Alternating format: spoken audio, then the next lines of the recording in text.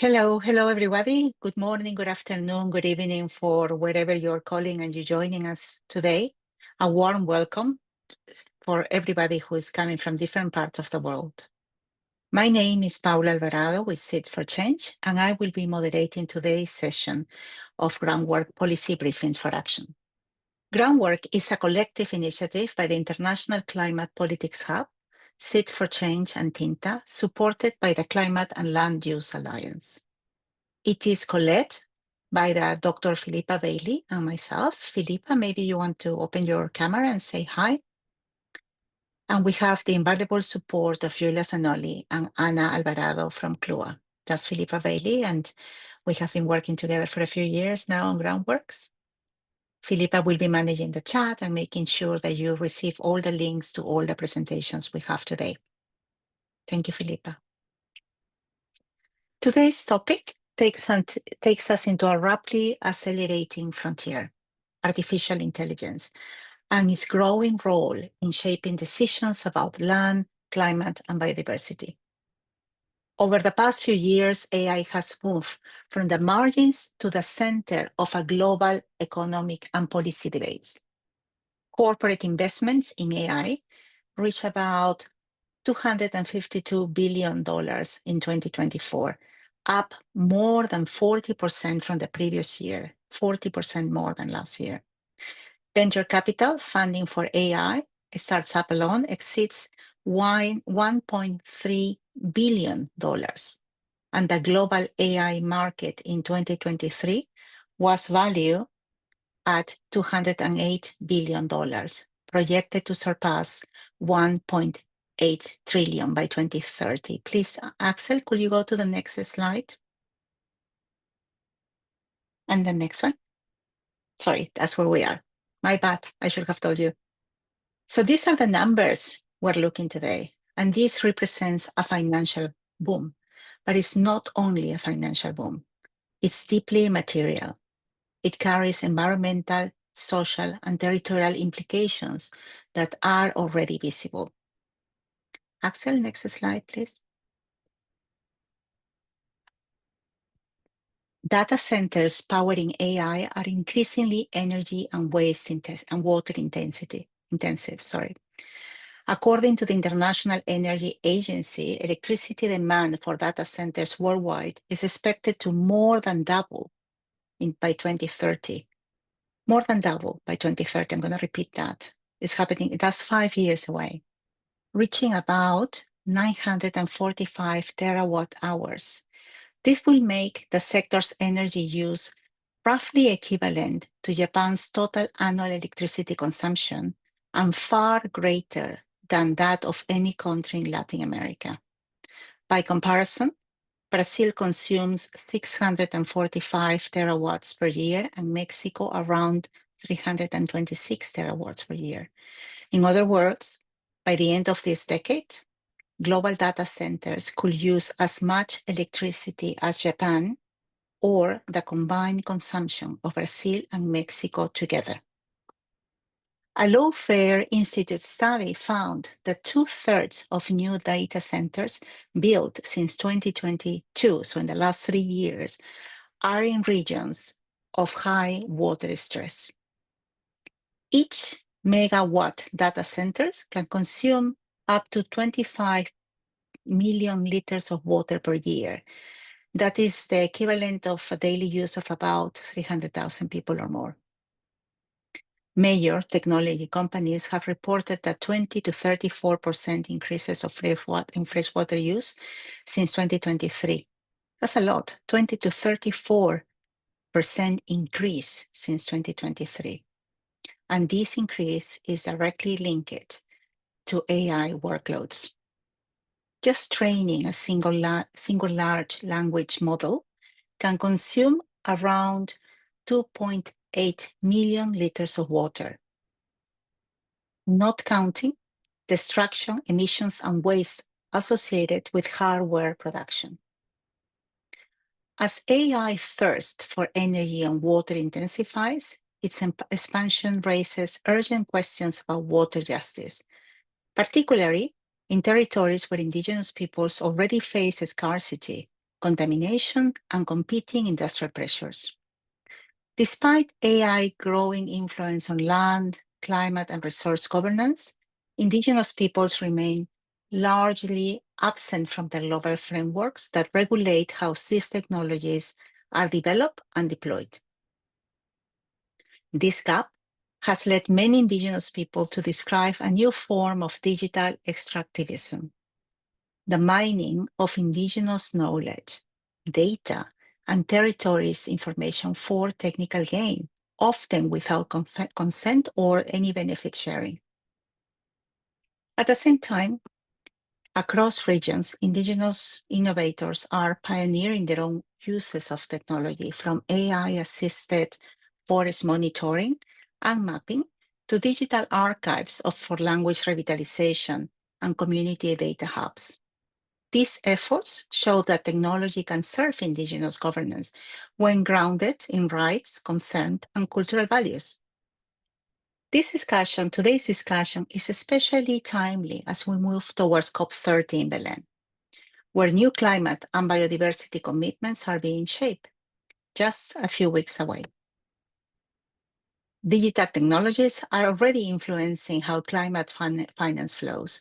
Carbon credits are being verified using AI technology, and ecosystems today are being valued using the same technology. Yet, Indigenous peoples often have little control over the data information, the data informing those decisions, although the decisions impact their own well-being in their own communities, in their own territories. So today's question is, what we want to ask our panelists today and invite a discussion is, how can Indigenous data sovereignty and free, prior, and informed consent guide the responsible use of AI and data in climate and biodiversity governance? And how do we ensure that AI serves communities and not extracts from them? Let's go to the next slide, please, Axel. Before we turn to our first speaker, let me briefly introduce the voices who will guide today's conversation. We have brought together perspectives which span Indigenous movements, feminist digital rights, policy innovation, and civil society practice, a combination that reflects how wide the conversation on AI and governance has become. Bryan Bixcul, a Maya leader and global coordinator of the SIRGE coalition, will open the conversation from the Indigenous movement perspective, grounding us in the environmental and territorial realities of AI development. Mariana, Tamari, co-executive director of Coding Rights, will bring the feminist and Latin American viewpoint, looking on how decolonial and gender justice movements are confronting digital extractivism. Dr. Katharina Ruckstuhl, associate professor at the University of Otago in New Zealand, will zoom out to policy, sharing how Indigenous frameworks, including Māori data sovereignty, are informing emerging AI governance approaches. And finally, Charl-Thom, Tommy Bayer, acting team leader at Land Portal, will close around from the NGO ally perspective, discussing how open data organizations can apply the fair and care principles to support Indigenous sovereignty in practice. Together, their insights will help us see both the risk and the possibilities, and the shared responsibility of shaping AI that truly serves people, territory, and life. So we'll begin now with Bryan.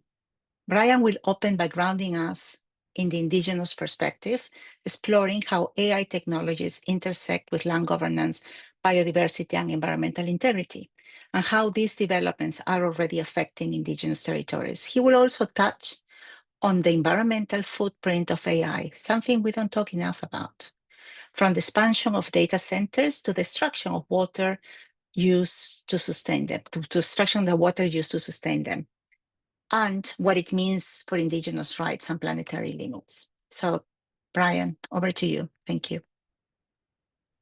Thank you, Paula. Thank you so much for the invitation, and thank you everyone for joining us. That's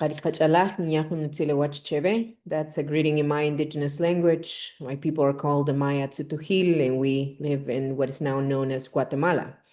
I also serve as the global coordinator for the SIRGE Coalition, which stands for Securing Indigenous Peoples' Rights in the Green Economy.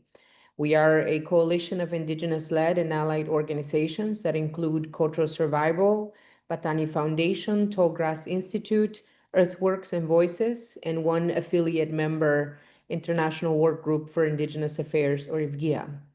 The SIRGE Coalition is a platform to empower and support Indigenous communities to exercise their rights, and we focus on the urgent need to operationalize the right to self-determination and the right to free, prior, and informed consent in the global transition to low emissions economies. So I will be happy to speak today about some of the issues that pertain to AI, and I have a slideshow for this.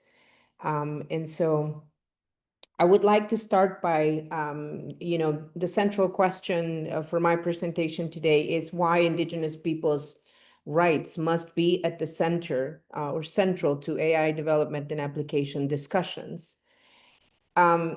And I want to begin by one question, and one of my mentors, Galina Angaraba, who is the executive director of SIRGE Coalition, put it beautifully when we started our discussions about this new technology and digital technologies. And at the center of our discussions has been a question, a fundamental question that we as Indigenous peoples and also like larger society has to ask itself.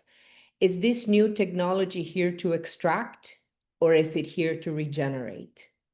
And I think that at the end of our conversation, and my colleagues who will also present today, we will be able to answer this question. And it's important for us to understand what the impact, what will be the impact of AI, not just on Indigenous peoples, Indigenous lands and territories, but on all of us. What does it mean for our autonomy? What does it mean for the land, for biodiversity, for society, for our jobs, and for our future?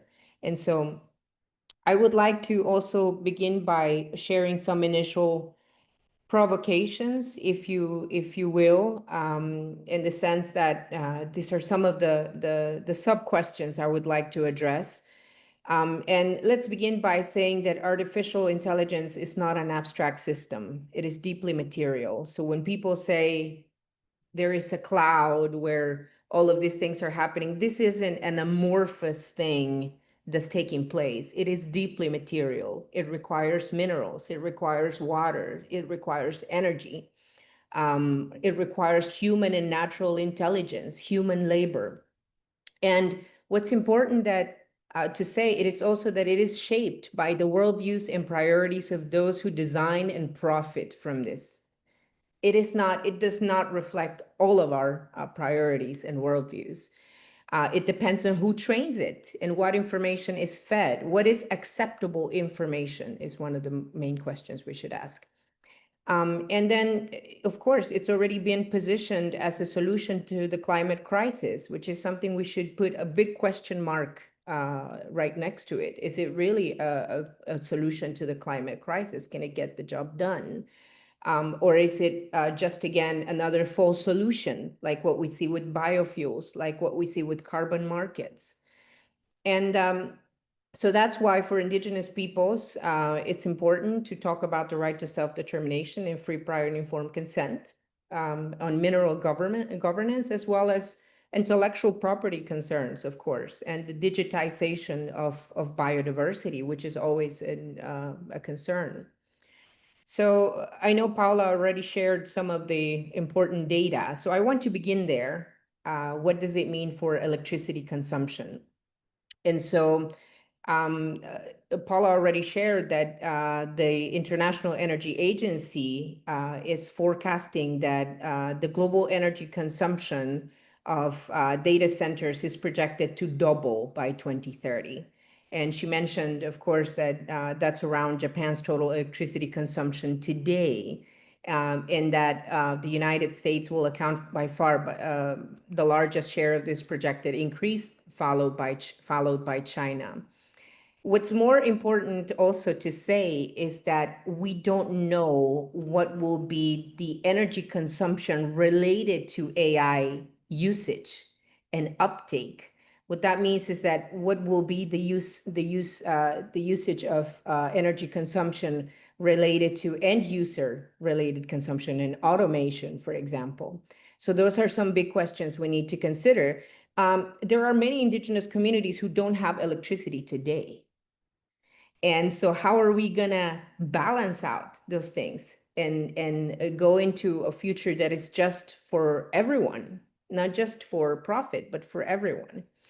And so related to that, I want to say briefly that a lot of the energy consumption, a lot of the of what is projected to increase in energy consumption will go to battery demand. And what we mean by that, by battery demand, is because these data centers are these very large data centers also will require batteries to store energy. And these batteries are used to stabilize supply, to prevent outages, to reduce grid stress.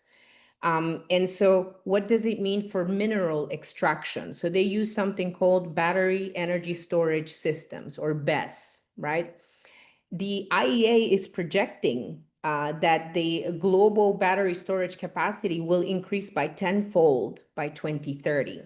And there is an industry analyst, which you can see here in the graph, in the infographic, RowMotion, ties the growing share of that increase to data centers, not just electric vehicles or renewable energy. And that's between 10 to 15%. And of course, that's going to happen mainly in the US.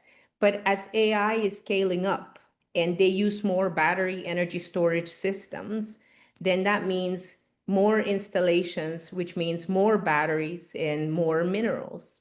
And what are these battery energy storage systems made of? What do they use? Well, they use lithium, they use nickel, they use cobalt, graphite, copper, aluminum, rare earths. So if you look at it, it looks pretty much around the same minerals that the world is currently using for renewable energy technologies. So what does that mean for indigenous lands that are already being encroached upon by mining companies saying that they are supporting the global energy transition and that these minerals are absolutely needed? And of course, AI itself, data centers themselves have a mineral footprint. So we're not going to go through all of this. But the US Geological Survey, as you can see, the server boards that are used in AI technologies, the heat sinks, the chips themselves, the magnets and storage, they use a lot of minerals, right? And a lot of the minerals are the same than renewable energy technologies, right? So yes, there is no official body that currently tracks total mineral demand from AI. So there is a governance gap, and we need more information to really understand what will be the impact. But I think we can safely say that it taps into the same mineral supply chain as the energy transition. And I'd like to this is a table that I generated myself, just doing some Googling, right? To really understand what are some of those minerals that are being used. And I would like to say that AI technologies and renewable energy technologies are connected to the same extractive infrastructure. The IEA report says it itself. It says the supply chain that ultimately leads to the application and deployment of AI involves critical and rare earth minerals required, the components found in these data centers. And so you can see here what are the minerals required for microchips, for servers, for cooling, for power systems, for building structure and construction, for transmission and energy grids. So we don't have enough time to go through all of this, but you can see that the minerals are pretty much the same. And we are living in a world right now where we know that 54% of the minerals currently being extracted for the energy transition are coming from indigenous lands. So that's why Indigenous peoples' rights are central to these discussions and mineral governance, of course. But let's go to AI water's footprint. We know that it consumes a lot of water. It consumes a lot of water for cooling, but also on all of the process to manufacturing, to electricity generation, to primary energy supply. The IEA is also reporting 560 million metric meters of water in 2023, which will double in 2030. So I want you to pay specific attention to this last two lines below. It says Asia Pacific. It will 50% of total use by 2030 because there's a lot of AI expansion in that region of the world. And then the IEA in 2025 notes that the number of people exposed to water stress is projected to increase by at least 50% by 2050 due to climate change. And I know Paula has already appeared on the screen, so I'm just going to wrap up. AI is already being used to also fast track mining itself. It can absorb large data sets to pinpoint mineral deposits and to then use it to find those mineral deposits. So what does that mean? Who owns that geological data? Indigenous peoples should have the right to say yes or no to provide geological data to mining companies. And when you put it on real life situations where Indigenous peoples in voluntary isolation live, for example, what does it mean for them? Are we going to put them at risk to find these minerals? And this is a vicious cycle. If AI is already being used to find mineral deposits, then what does that mean also for the ever-expanding need for materials for the infrastructure of AI? And just to finally say, it has material consequences. We saw the Chinese spill in Zambia, which is positioning itself to provide the copper needed for AI infrastructure. And the spill in Zambia that occurred in February this year, you can see, and I would encourage you to read on the right what the independent firm, environmental firm hired to assess the damage before it was abruptly dismissed, warned Zambians that this is going to impact their future generations. I will stop there. Thank you so much, Paula. Thank you so much. Thank you so much, Bryan. That was a very powerful framing on how these digital and environmental frontiers are converging, and also how real, how material are the implications, the consequences of this rapid advancing AI technology. Let's turn now from the territorial scale to the social and political movements confronting these issues across Latin America. So next, we will hear from Tamari, joining us from Brazil. Mary brings a feminist and Latin American lens to this debate. She will share how feminists and the colonial movements are confronting digital extractivism, questioning who controls technology, and advocating for community-centered rights-based AI governance. Her presentation will focus on a case study from Brazil, exploring how the digitalization of agriculture through sensors, satellite data, and other systems has affected both environment and traditional communities in Brazil. Mari, thank you for being with us today. Good morning, everyone. Thank you, Paula and the team of GroundWork for the invitation. First, the debate on AI, how it's affecting traditional and indigenous community is of utmost important. And I think these efforts of align with that aligns with what we at Coding Rights have been doing for some time now. We are a feminist organization that works in the intersection of technologies, human rights, and social and environmental consequences of it in the territories and its people. This is the idea, for example, of this project behind me, the map of Indigenous territories, which we use to discuss with traditional communities, students, etc., how the internet or the tech cloud is not this fluffy and ethereal thing in the sky, but it's, as Bryan said before, it materializes in our territories, especially indigenous and the traditional land, with giant data centers, as Bryan showed for us previously, mineral extractivism, e-waste, astronomical pollution, and at the end, I will leave you the link for the project so you can check it. But I think it's a very interesting visual thing for you guys to see. And I'm going to share my screen now. Because today I want to talk to you about Tramas, which is a project that we recently launched. It's still only in Spanish and Portuguese, but soon to be in English, probably mid-November, so you guys can read. Whoever don't speak Portuguese or Spanish can read it in English. It's a feminist platform, feminist and decolonial action research platform for digital and environmental justice.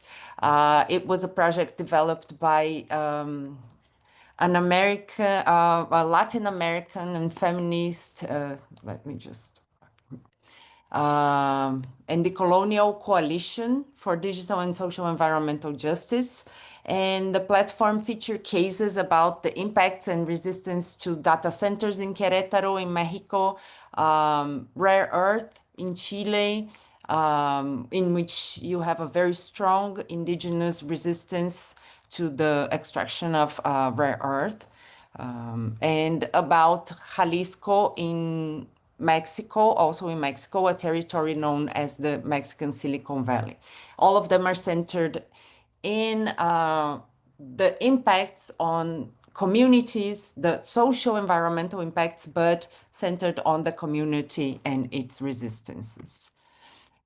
And the project that I'm going to focus today is the case study that we developed in Brazil, which aims to respond the questions of who has the voice and who ends up being silenced in the process of monoculture digitalization, which has a lot to do with AI. That's why I bring this project for you today. And why is it crucial to contest these narratives from a feminist and decolonial perspective? Brazil, alongside with China and the US, are the biggest seeds monoculture producers in the world. And that's why in the study we started from an emblematic place, which is the Brazilian Agri-Show, one of the largest agricultural technological fairs in the world, which we found out to be more tech than the big tech fairs.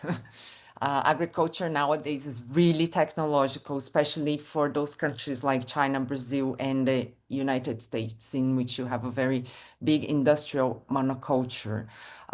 So the future of the agribusiness in this fair is sold as a huge techno-solutionist fantasy. You see spraying drones, autonomous tractors that look like spaceships, and softwares with AI that promises to control the entire production of really large lands remotely from a screen. So I'm going to show you some videos of what we saw, because I think graphically is very interesting to see. These are the drones that spray, in this case, water, but actually it's used to spray poison. I don't know how to say that, but agrotoxic poison in lands. And here you have AI recognition of land. So you can see how the trees are represented and how land is represented by this brown thing, but you actually don't have the people that usually are in this land. So this is what is sold in this fair. As this also is like this yellow dot is the representation of the like the tractors that are that are being controlled in distance. You see the little tractors here, and they are all like remotely controlled tractors in the field, right? So you have a very a very technological future that it's sold to in this fair. But this is imaginary of future. Besides, it looks very technological. It's profoundly exclusionary. It's a future. Sorry.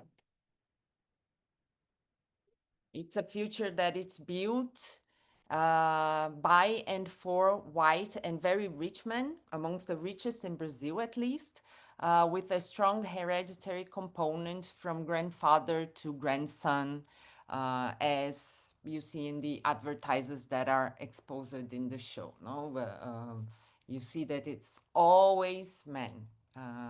It's a future that venerates weapons, the machinery of domination, as the sci-fi feminist writer Ursula Le Guin criticizes, or the forest eaters, as a Brazilian indigenous author called David Kopenawa call it. And I'm just going to show you also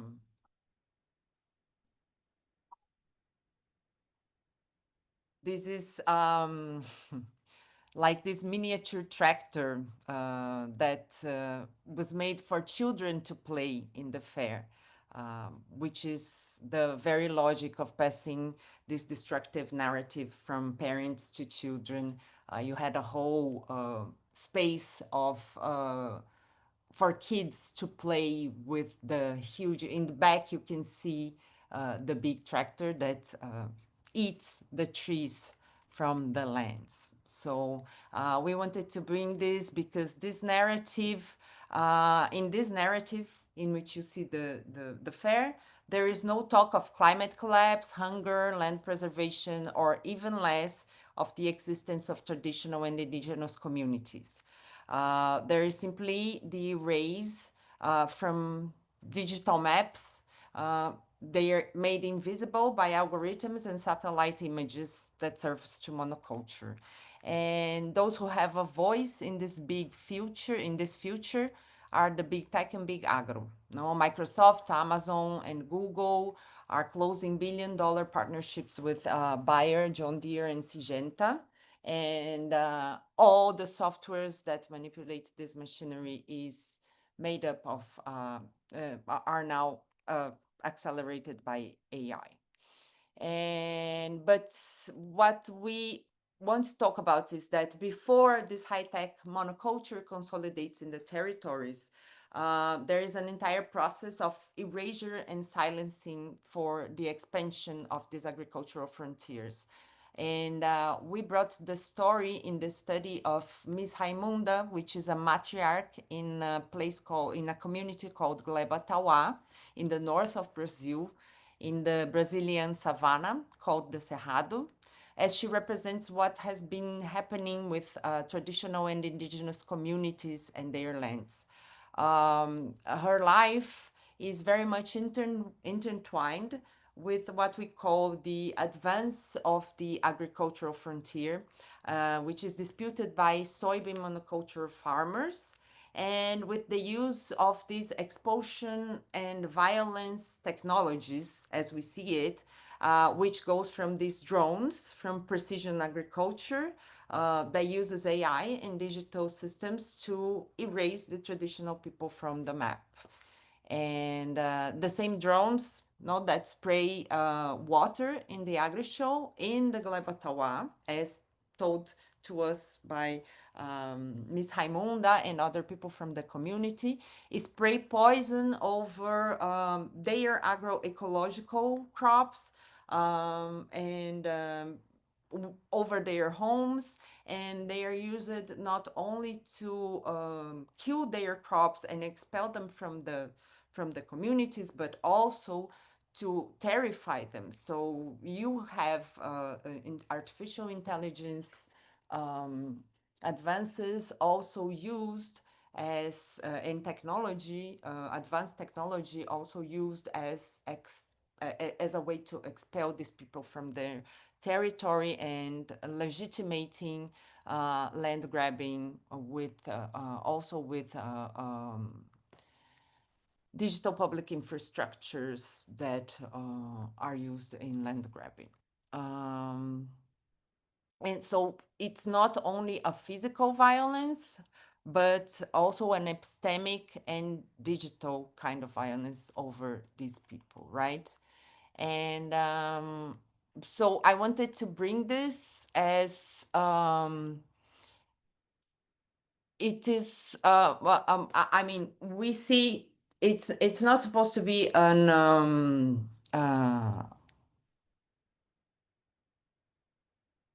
like we are not against the advance of artificial intelligence or against the advance of technology itself, but we have to look at it and how it's affecting the people and the territories. And what we can't have is that these technologies and this imaginary erases all the resistance from the people, because Ms. Raimonda, for example, is a community leader and represents traditional people fight in these places against all this advance of the technology over the territories. And patriarchy, racism, and colonialism are the same roots. The ones that we have now are the same roots of the model that has led us to the climate crisis. And so I think making these connections is very important to understand artificial intelligence on these days. And I think Paula has shown already, so I think I've already talked a lot. So No, that's it's I think we perfect, can Mari. No, thank discuss you. a bit Thank you more so. later. Yes, we will. We will have questions at the end of all the presentations. There are questions from the audience, but also questions that we will present. And I have to thank you, Mari. We could stay hours with you, Bryan, and all the speakers just talking about this really interesting dynamic and topic. But thank you for reminding us that the politics of technology are inseparable from the politics of gender, territory, and ultimately the politics of power. Let's now look at how these questions are starting to be addressed within public policy and data governance networks and frameworks. So our next speaker today is Katharina.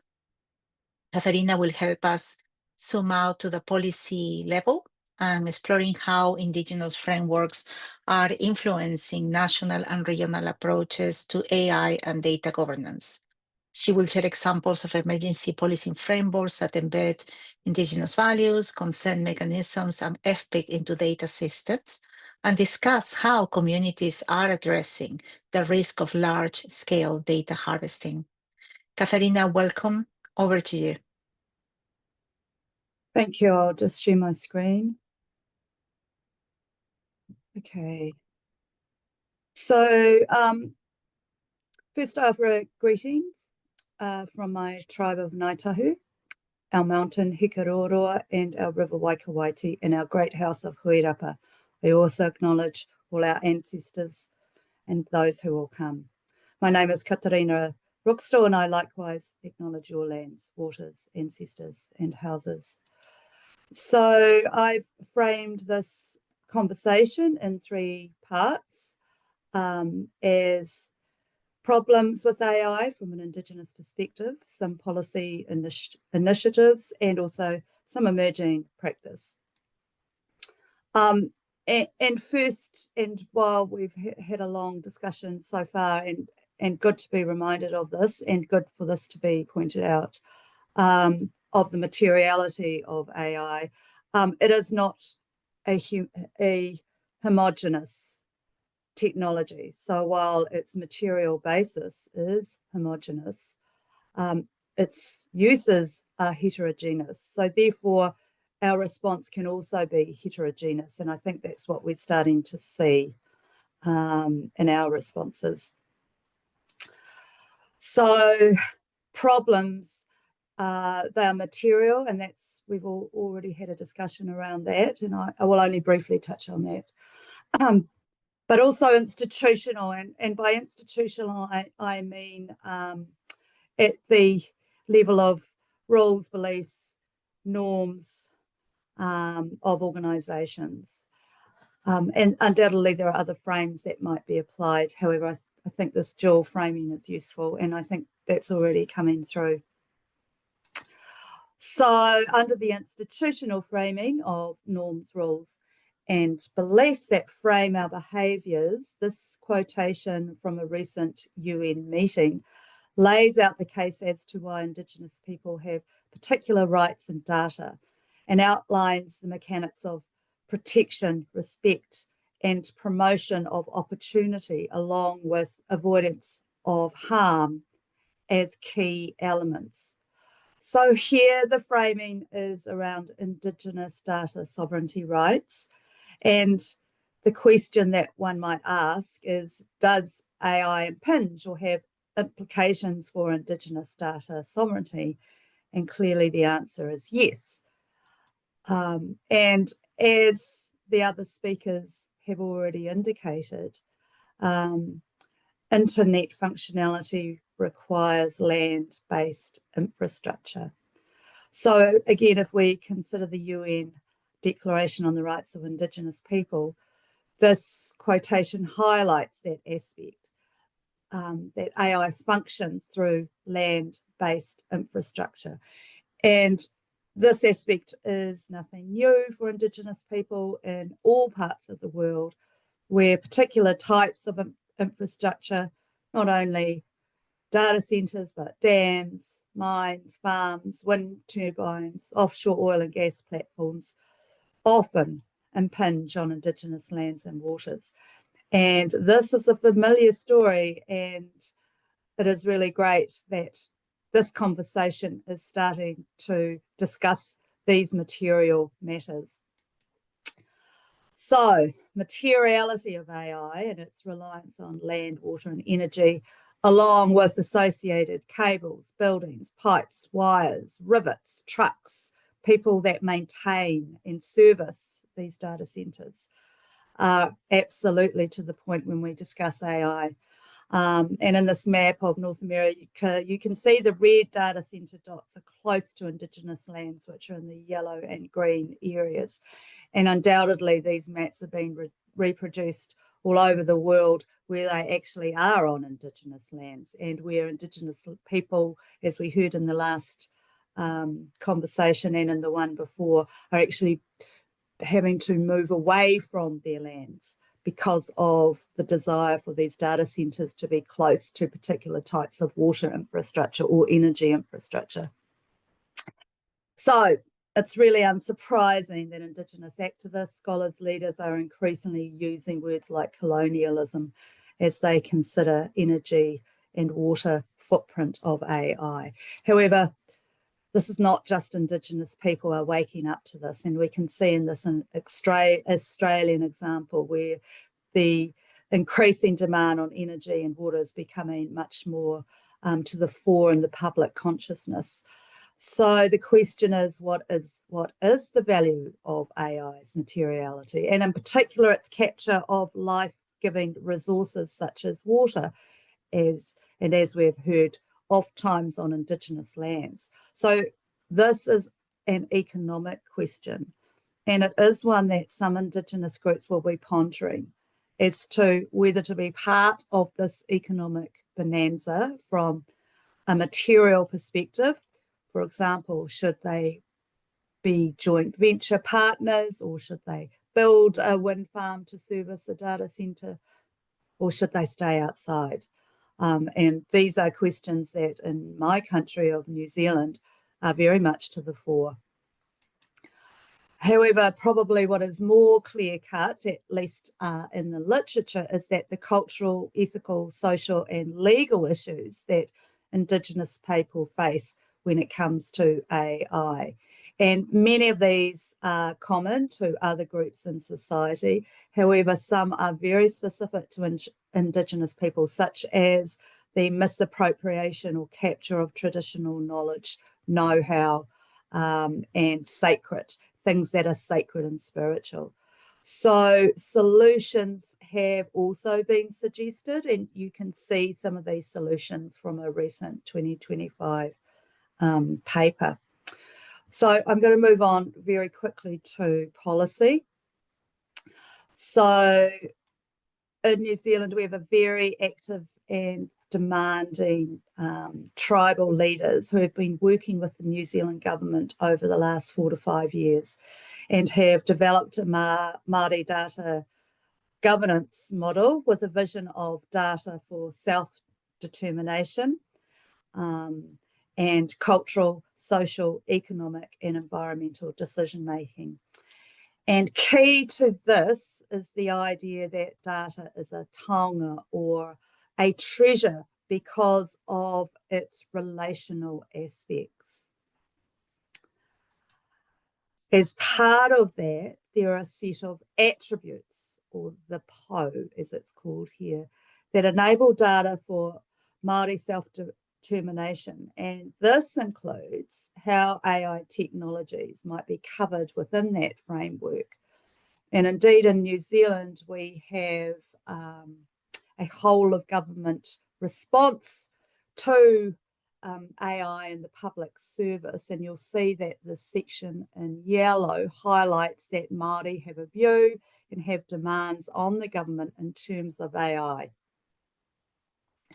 In Australia, there, as far as I understand, there's no actual government policy that includes Indigenous paper, although earlier this year, this particular communique was written outlining some things that might be included.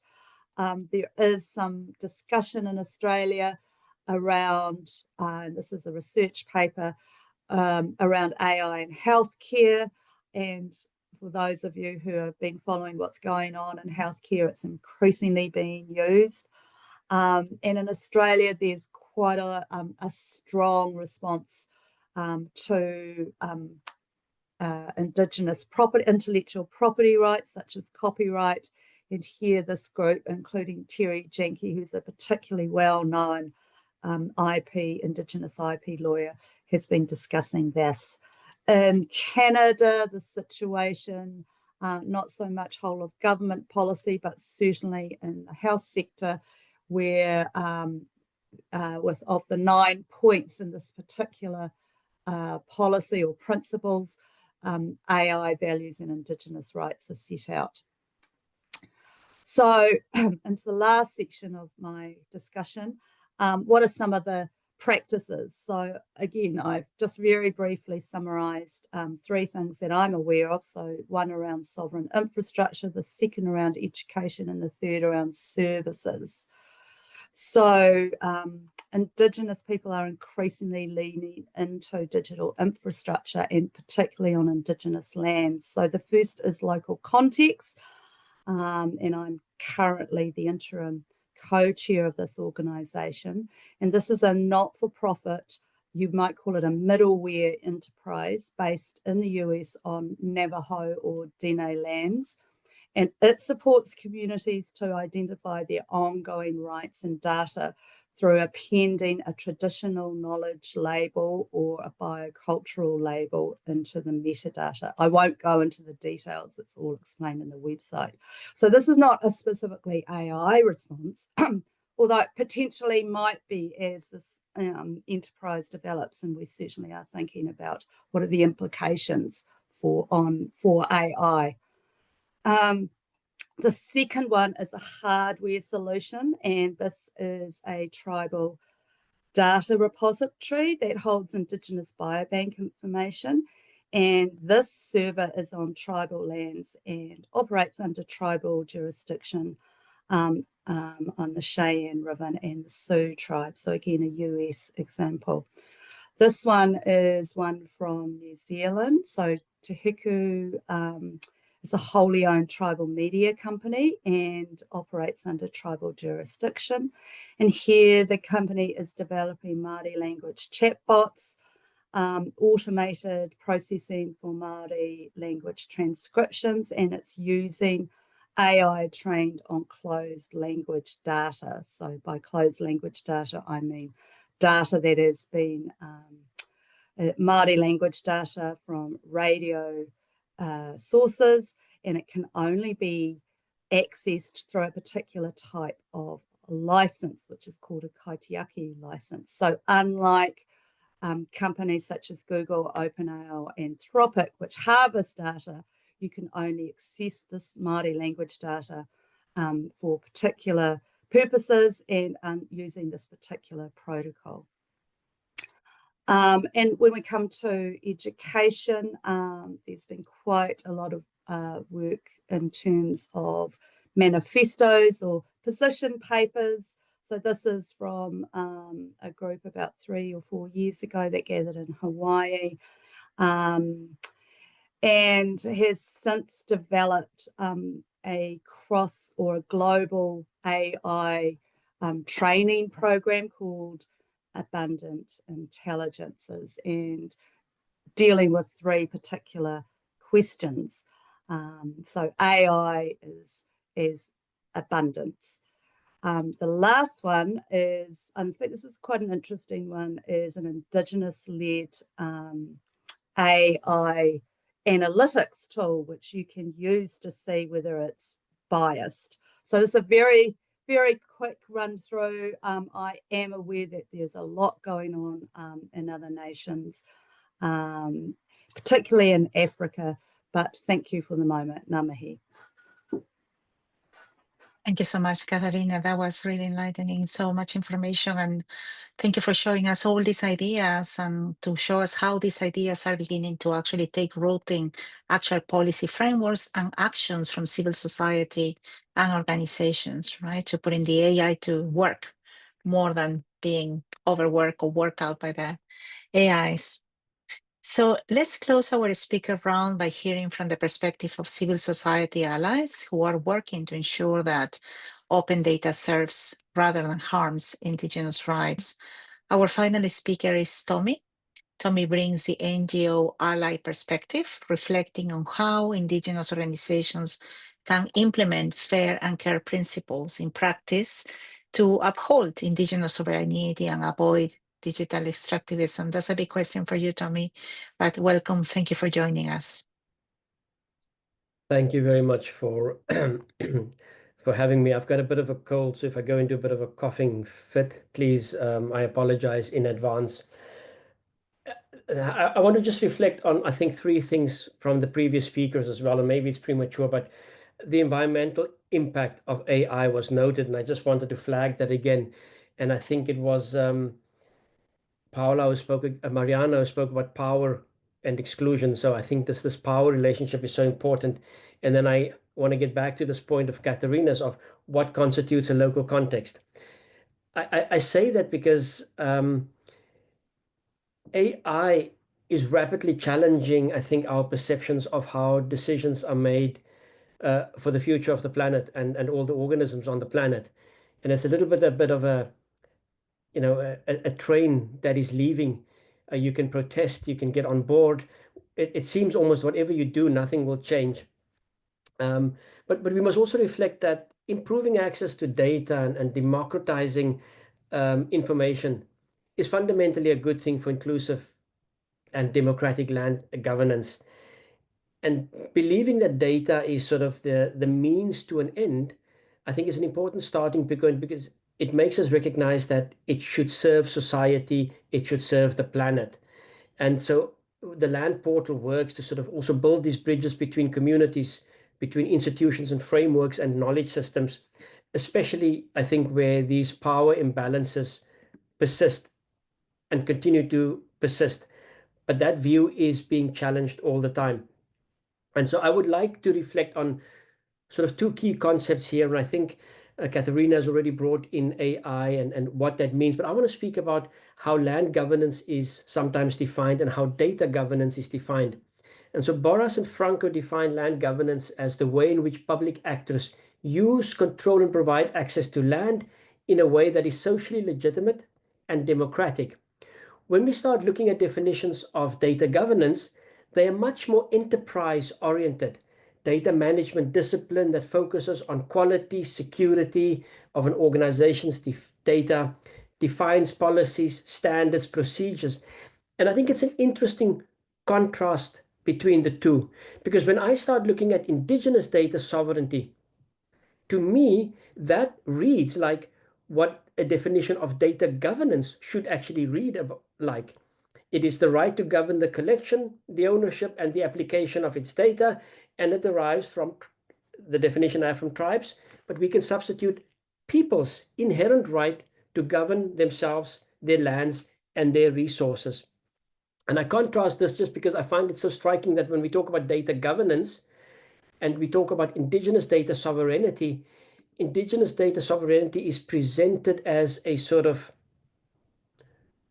novel way of thinking about data. And in a way it is, but I think it should be the norm of how we think about data.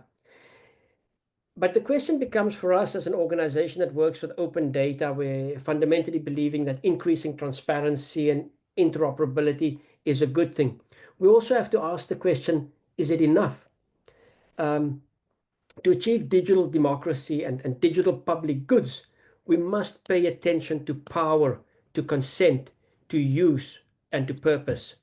Because if we don't, we end up where data unintentionally enables new forms of exploitation and inequality, or perpetuates existing forms of exploitation and inequality.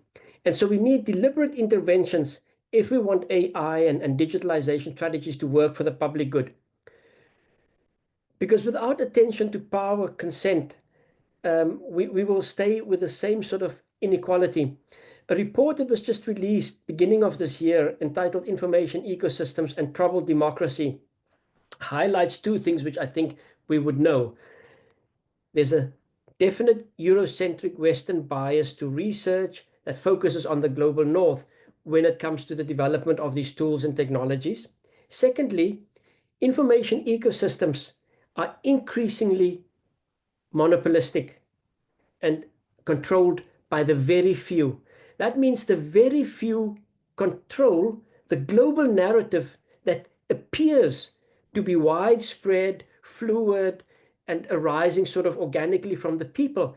But you are essentially hearing the views curated by a few technocrats, if I can put it that way. So how do we bring about this kind of change? And I think fair and care principles are can anchor this shift. The FAIR principles force us to focus on making data more usable and integrated across systems, thinking of the purpose of the data, while the CARE principles focus on the people behind the data, the communities behind the data, asserting sovereignty over their knowledge, over their data. And I think together, these two principles provide a meaningful reminder that open data and AI and digitalization is not just a technical question, a technical response to some of the problems we face, but it is also a question of power, politics. It's relational and has moral dimensions. And so I think these principles really complement one another. So how do we as the land portal or organizations like us, how can we serve as an ally in digital sovereignty or digital data governance for indigenous communities? And I want to touch on 4 opportunities, I will call them. The first one is to provide safe digital spaces. So recognize that indigenous data sovereignty is not something that we implement on behalf of indigenous communities, but it is something that we support. So the land portal as a digitally certified, as a public good certified by the UNDP Alliance, we can create that space for knowledge exchange, for webinars, for discussions, for open data sharing, and to support also the design of governance structures, metadata standards, data assessments. And I like what Katharina mentioned about, improving the metadata to add cultural significance, for example. These are the kind of conversations and support that we can provide to help identify, to help support data narratives that are locally designed. So developing open up guides that are applicable at local level within a local context. We can also support by building capacity and sharing infrastructure. We've heard a lot about the impact of all this infrastructure and AI modeling has. So how can we invest in open, interoperable infrastructures that exist as digital public goods that are reusable by others, where our coding, our programming is available on GitHub and on other platforms to be reused and applied locally without ownership, but sharing knowledge and enhancing autonomy. The third way we can be an ally is to explore inclusive AI tools. Speaking from our platform, we are looking at ways to continue to support our data ingestion, curation, to amplify those narratives that are often hidden, those perspectives that are generally not shared, that are not heard. And we can also strengthen our internal data architecture, our knowledge graphs, to better connect diverse data sets that are often not linked. Spatial data, statistical data, semantic data, knowledge domains across the land and environmental sectors to illuminate lesser known perspectives, but no less valuable. And finally, that we can also speak to issues around access to information and data as a fundamental human right and as an enabling right for other human rights as well. And I think this is an important, the African Union, the European Union, Latin America have all adopted open data legislation that has been adopted in various formats by a variety of countries. So I think when we speak about data as purely sort of a technical exercise, we forget its fundamental role as a human right and where it actually originates from as well. And I hope I'm going slowly enough for the translators while maximizing the little time that I have available. So what does that mean for governance opportunities for us going forward? So the questions that we kind of have to look at is to ask, okay, how can we integrate Indigenous data sovereignty, fair and care principles into ethical AI conceptualizations and other digital initiatives? Katharina talked a lot about sort of land rights. I think mining was used as an example. So how do notions of Indigenous data sovereignty feed into and are incorporated into this thinking from the beginning? Sometimes there's a tendency to think of data as an outcome of mining processes or land titling programs, and then we will think about what to do with the data. We should start incorporating data initiatives from the beginning when we talk about this with communities. And this applies to biodiversity tools, to all of these frameworks that we are developing globally.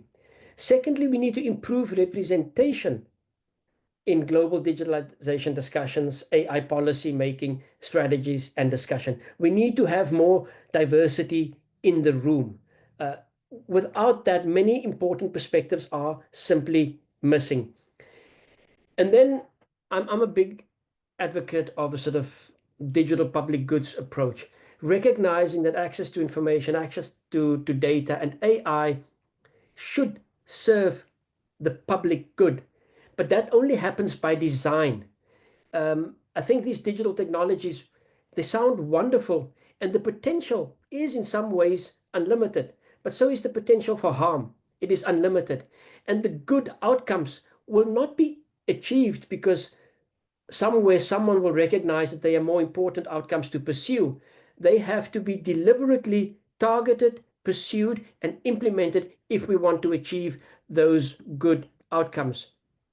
And then finally, I think we can use DPG solutions to support local applications, to support innovation and co-development at local level. And that is why local context, what does that mean? Needs to be interpreted and applied for what is locally relevant. I want to I don't know how I'm doing for time, but I want to perhaps just close by emphasizing that open data and indigenous data sovereignty are principles that I think can help to ground AI and show that AI's value lies not only in its algorithms or in the black box of the technology that sits behind it, but in how we can govern its relationship to knowledge and power. We're at a real risk that AI amplifies the worst in us, that it amplifies a absolute minority of viewpoints, concentrates those viewpoints, and presents them as the generally broadly accepted consensus. So acknowledging that relationship to knowledge and power, I think, is crucial. Then also, if we ground AI in sort of indigenous sovereignty, uphold principles of consent, the potential exists to transform the digital governance space from one of, and I'm going to use some of the words that I've heard here, from extraction. We transform it from a space where we extract to a space of reciprocity, a space of respect as well. And so using open data, and it allows us as NGOs not to speak for Indigenous people, but to stand beside them, and I know this is framed in that way, but I almost think that here we need to use it as a proxy almost for the people, because we need to use that to ensure that data, technology, AI, and also policy become tools for justice, for equity, and for the collective benefit. And if we don't do that explicitly and deliberately, it will not happen. Thank you very much. Thank you so much, Tommy. Thank you so much for, bringing these questions, bringing these reflections around the importance of thinking of AI not only as a technical issue or a virtual issue somewhere in the cloud, but as all the speakers have said today, it's a question of power, rights, and environmental integrity as well. So let's open now the group for discussion. We have some questions in the chat that will help us deepen the conversation. I would like to ask all of you, and I don't know who would like to answer these questions after everything we have heard today, just a very general questions. I mean, you have all shared wonderful ideas and ways of making things better, but AI systems are evolving faster than most regulatory framework. Things are happening really, really quickly. So what can we do in practical terms to embed, in this to embed FP principles, fair principles into these fast moving technology spaces? How do we level up the race? And especially when most decisions are being made by governments or corporations far, far from indigenous territories, or, as Tommy said, from people. Anybody would like to volunteer and reflect on this? Maybe, Axel, can we have all the speakers pinned, please, for this section? I can share, Paula, if that's okay. Please, Bryan. Thank you. Thank you. And it's a very interesting conversation. I want to address one of the questions directly from the Q&A. This is an anonymous attendee who's asking that I notice much of the discussion frames AI primarily as a violent technology, a threat, a problem, something negative. But isn't there a risk that this perspective unintentionally infantilizes Indigenous peoples by denying their agency and self-determination in choosing how to engage with this technology? Of course, and I think I want to address it directly to say, I think we all support Indigenous people's self-determination to choose for themselves what the technology can do for them. And no one can deny that there can be some noble causes for the use of AI. We heard about land data, and we talked about also language revitalization. Katharina was sharing about this and the projects that they are undertaking. But we cannot deny either that AI is part of a system, and we have to be able to zoom out and take a look at the system and understand that this is not just again, an amorphous thing, a tool that we can only use. We have to understand its consequences on people. And there are various reports that say that AI is going to wipe out millions of jobs in the next few years. So I think it's important for us to understand its consequences and to support Indigenous people's self-determination. How are we going to support Indigenous peoples who decide not to take part in AI technologies? Many Indigenous peoples already live in the periphery of established systems at this point. And so we want to emphasize that the need for justice. And I just want to just quickly share one more time, right? This is what we see at the top. We see the artificial intelligence. But at the bottom, this is all resting on land, on water, and data. And I think it's very important for us to reflect on those issues. And we support Indigenous people's self-determination to make those decisions for themselves, right? Thank you. Thank you, Bryan. Tommy, go ahead. Yeah, thank you, Bryan. I mean, I think I agree with you. It's important. I think it's a very important question, because I do think that it is important that we don't only frame Indigenous people or conversations about Indigenous people and technology as being fundamentally in opposition, as one where we guard against the threats only. So I think it's an important question because it makes us aware of that. It's also about how can people use those technologies to their own advantage in a sort of way to advance their societal and political objectives. So thank you for that. I wanted to address the following question, which are about the tensions between sort of open data and Indigenous data sovereignty. How do you think the benefits of open data with the rights of Indigenous people to their own data are balanced? And I think I try to say that when I look at Indigenous data sovereignty as a concept, I find it not at all in conflict with any of the sort of propositions around open data. Open data is similarly an attempt to actually take control around data by people. The idea that governments alone or tech corporations alone in some sort of black box are deciding who gets to see what, about whom, when, and for what purpose. That is actually what open data is, in a way, in opposition to. Open data is not about data publication without rules or without consent or without appropriate standards. Open data simply asks that, like Indigenous data sovereignty concepts, that people are informed what is shared about them, that they contest that they are part of the system, that they're part of the decision-making process, and also includes the right, I guess, to opt out. I mean, Bryan has also kind of referred to that. So I don't see a tension between open data and Indigenous data sovereignty.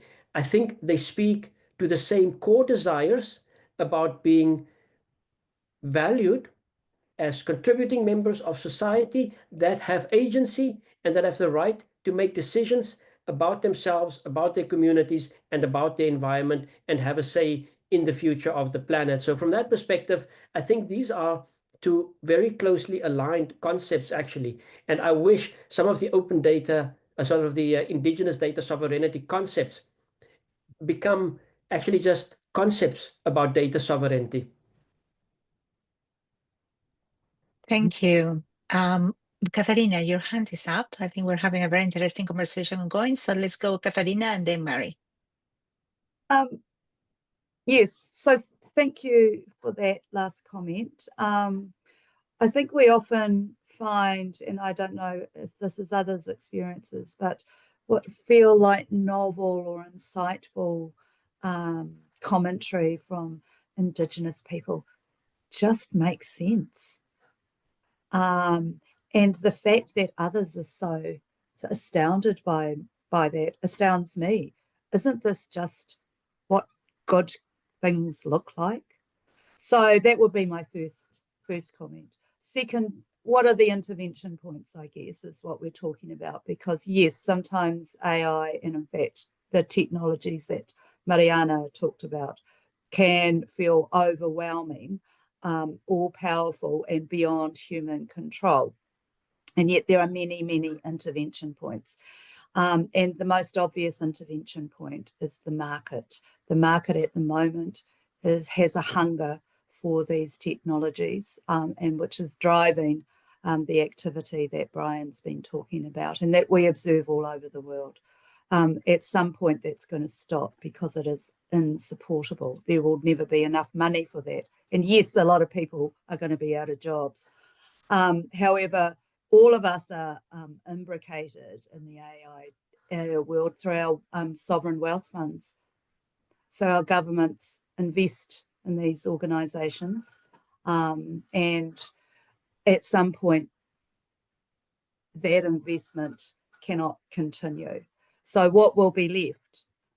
And that, I think, is exactly where this conversation needs to it has already thought about what happens next, which is a much more decentralized and a much more localized approach to technology.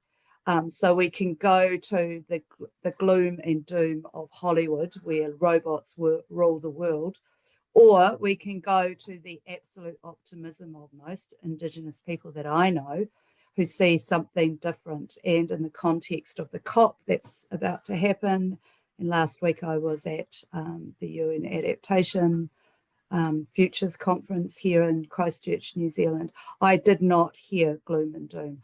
I heard resilience. I heard young people in the future. So I think interventions such as, and I saw on the chat somebody who had been in New York and tech for 20 years and now is working on sustainability.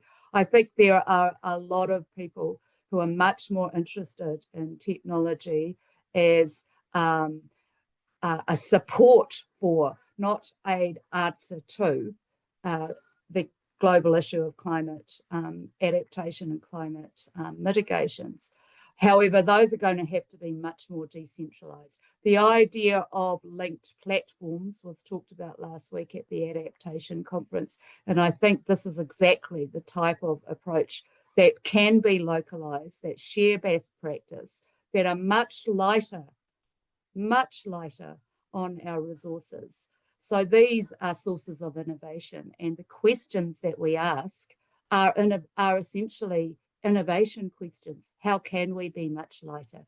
And I think there are many Indigenous people that want to be at the forefront of that conversation. Thank you. Thank you, Katharina. Mari, go ahead.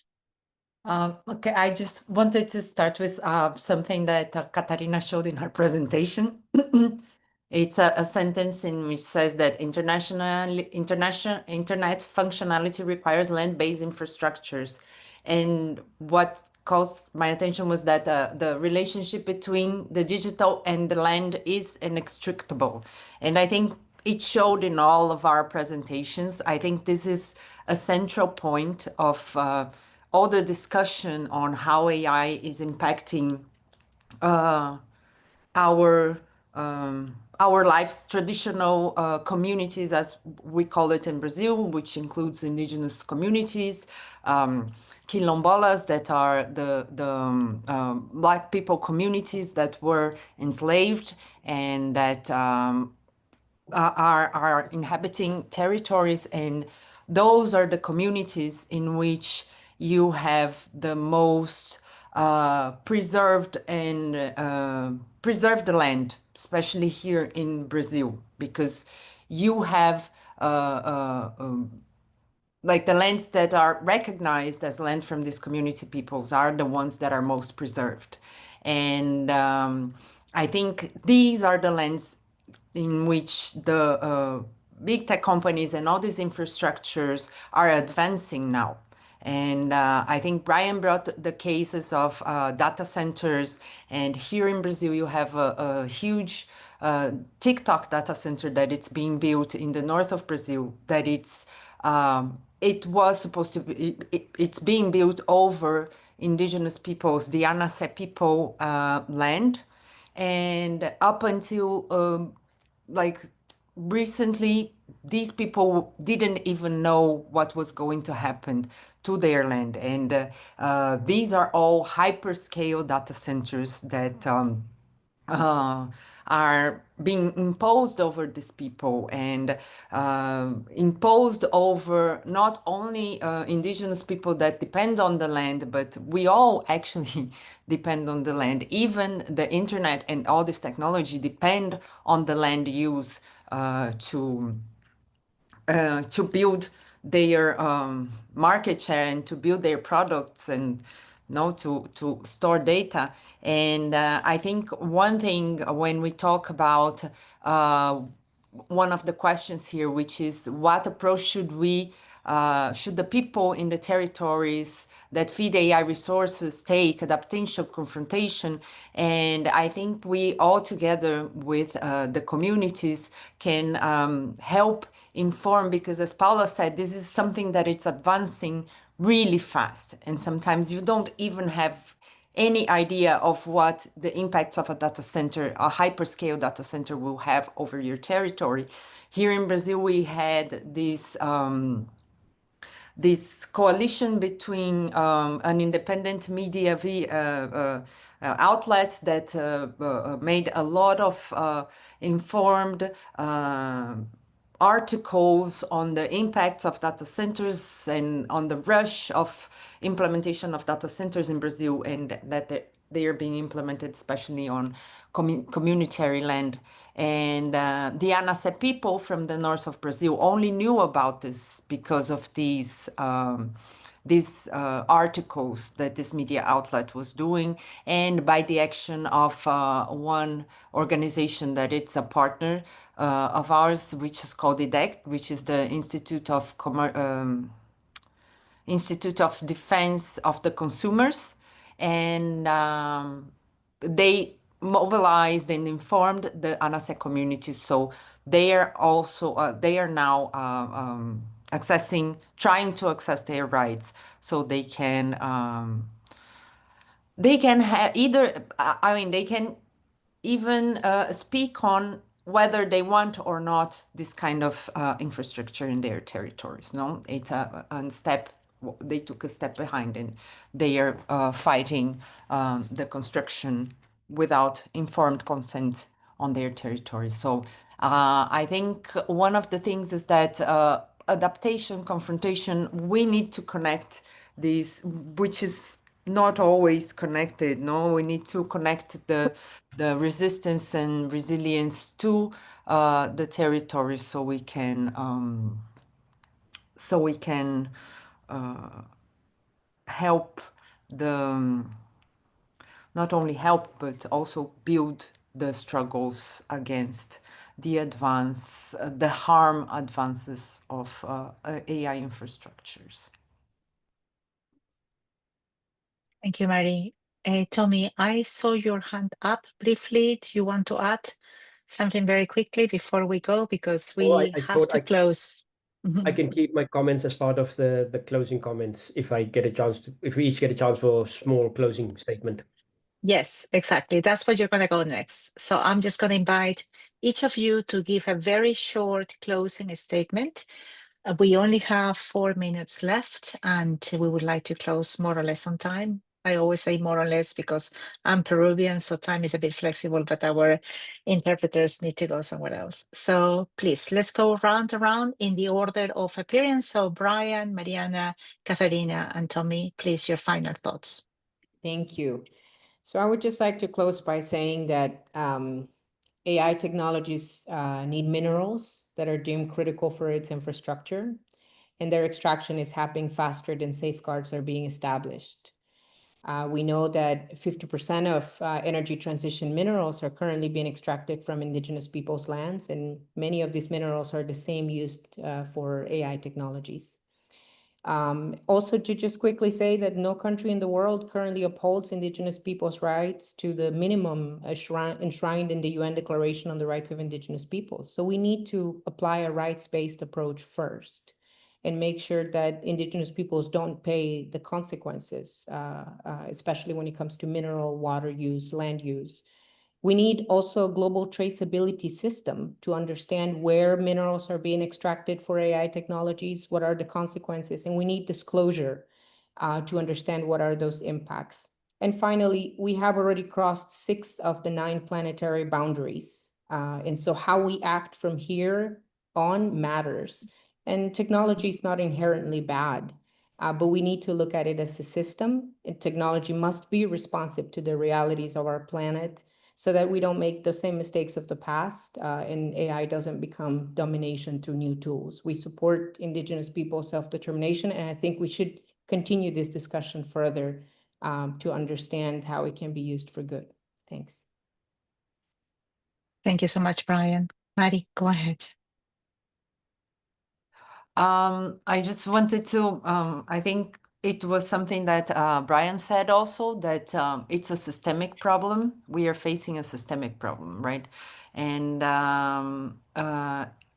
in artificial intelligence or technology in general is not the problem itself, but I mean, we've been working with more what we call regenerative AI solutions that would be not these hyperscale AI systems and language systems and large language models, like for representation of more diverse languages on AI systems, for example.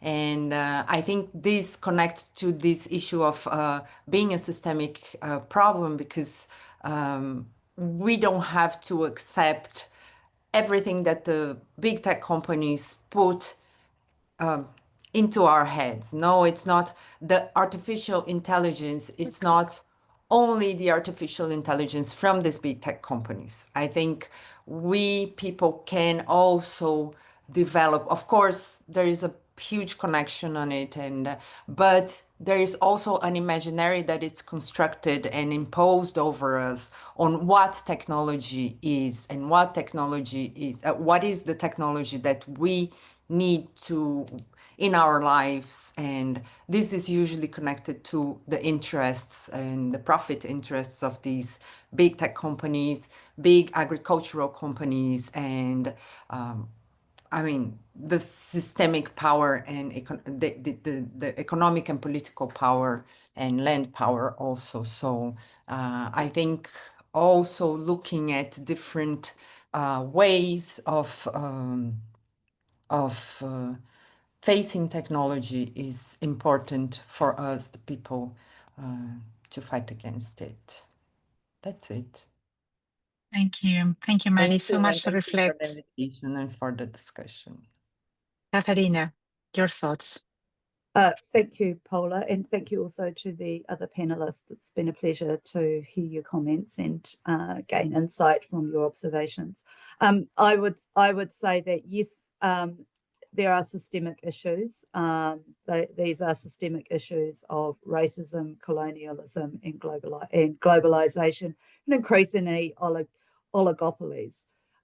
These have been with us for a long time, and so the behaviour is more apparent now because we can see it happening in front of our eyes, but they've always been there, and yet here we still are. So I would say that there is a lot of local activity that can happen and that should happen, and so some of those things will be about being very selective about what is actionable right now, and if it is around land resources, then I think that in itself is an answer to AI. If it is around governance of data technologies, that in itself is an answer to AI. And I see both of those things happening simultaneously, and they should happen at every level. So I feel optimistic, though I don't know whether we're going to be quick enough. So if there are ways for us to speed up these activities through united activities, through platforms, through information, then I think that would be really useful. Kia ora and thank you. Thank you. Thank you, Katharina. Again, Tommy, you have the final words now from the speaker's reflection. Thank you very much. I mean, this has been fantastic to listen to also the four of you. I mean, your introduction as well, Paula. It's startling, if not new, but it's still startling. I just want to say that, you know, the inequality that is driven also by AI is also a reflection of existing inequalities. You know, it's not completely delinked from that. So that's number one. So the power of politics and capital is what we see here. We can also choose to become sort of users or clients of AI, or we can also become contributors of AI, shaping how it works. Because one of the big risks of AI is that majority views will be marginalized and will disappear. And we will get a very narrow point of view that will be presented as a broad point of view. So we must also think about how do we get these minority views into these global discussions, fora, and mechanisms. But we've talked about the policy and technical challenges and what we can do. That needs to be complemented with people and purpose in land data and data governance initiatives. Indigenous data sovereignty, I think, ensures that the use and reuse of data and AI initiatives can help to ensure actually fundamental freedoms. And I take note of what Katharina said about how people are sometimes surprised by the wisdom. I'm surprised that when people talk about Indigenous data sovereignty, it's almost cast as sort of a niche area. It's an outlier, and I think it should really play a far bigger role in data governance in general. It helps to ensure fundamental freedoms, can support key social and economic services on land, help us to deal in a way that we collaborate and build trust around data, and finally, where ethics, justice, and equity becomes central to digital data governance and AI initiatives. And I want to thank everybody really for also giving me the opportunity to share some ideas here in this discussion, and I look forward to hearing more from all of you. Thank you so much. The conversation will continue. We will continue discussing this topic. I have to say that before you go, we can continue carrying with a question related to this. And if you are going to COP now in Berlin in a few weeks, Philippa Bailey and I will be there. We would love to engage. Contact us. Our information is in the chat because we would like to continue this conversation and also to bring this question to the COP space, to keep on asking how can systems of knowledge, technological, political, financial, be reclaimed to serve life, territory, and justice. So let's keep asking the questions. Let's accelerate the conversation to see if we can keep up with the AI transformation. I would love to invite you to next Tuesday is our next and final session of the year of GroundWork Policy for Action. We will continue with the webinars next year, but this year the last webinar is next Tuesday. It's a sprint to COP30. It will be moderated by my colleague Philippa Bailey. And again, it's on Tuesday 29th at the same time. Many of you have probably already seen the invitation in the chat. You probably have seen in the chat, we also have a feedback form. If you could please take a second to fill it up and tell us what else would you like us to talk about next year. And on behalf of Seeds for Change, ICPH, Tinta, and CLUA, thank you to our speakers, interpreters, and everybody who joined us today. Please check the chat for the recording and all the information. If you have registered for this webinar, you will receive an email with a link to the recording of this webinar, but we also have a YouTube channel where all the recordings of this year and the previous 2 years webinars series are already available. And we will soon also launch a podcast series that will summarize some of the insights of these conversations. So thank you very much to our speakers, interpreters, the fantastic technical team supporting us in the background. Thank you, everybody. Until next time.